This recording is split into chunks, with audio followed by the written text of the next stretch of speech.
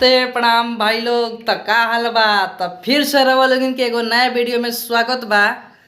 खेसारी लाल के लगातार होली सॉन्ग आवते रहता। एगो और गाना रिलीज भइल बा जौन एल्बम के नाम बा रंगे चलो सन यार। बहुत ही अच्छा गाना आइल बा भाई लोग खेसारी लाल यादव के रंगे चलो सन यार।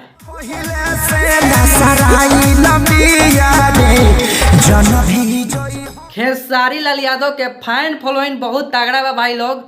कौनो गाना आवेला खेसारी लाल यादव के उ गाना ट्रेंडिंग में चल जाला। तो भाई लोग तोहरा लोग से बता दी यूट्यूब पर ही गाना 15 नंबर म्यूजिक सेक्शन में ट्रेंड करता जौन एल्बम के नाम बा रंगे चलो सन यार। बहुत धांसू गाना आइल बा भाई लोग।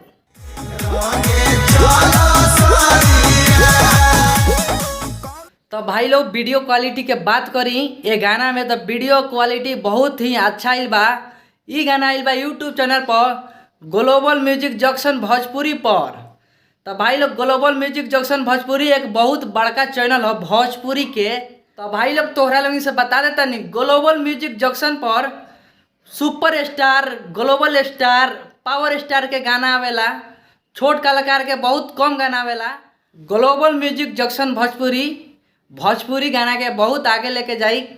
कंटेंट बहुत अच्छा बनावेला। वीडियो क्वालिटी बहुत ही अच्छा देला ग्लोबल म्यूजिक जंक्शन। तो भाई लोग रउआ भी खेसारी लाल यादव के फैन बानी तो ये वीडियो के एगो लाइक और प्यारा सा कमेंट करी। वीडियो ज़्यादा अच्छा लगल बा तो वीडियो को शेयर करी अपना दोस्त के पास। हम बता देता नहीं ई गाना आइल बा ग्लोबल म्यूजिक जंक्शन भोजपुरी पर।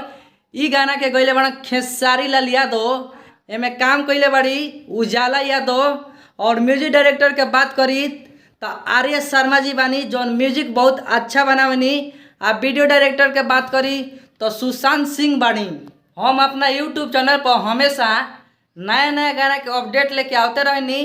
तो भाई लोग हमार वीडियो अगर अच्छा लागत होई तो कमेंट करके जरूर बताइए और वीडियो कहाँ से देखता रहो इहो कमेंट करके बताइए। तो हम जाते जाते हम अपन परिचय बता दी। हम शायर में नारायण निराला आप सबके छोट भाई लगातार हम वीडियो लेके आते रहेनी। तो भाई लोग फिर मिलेम काल अगला वीडियो में। तब तक के लिए बाय दोस्तों।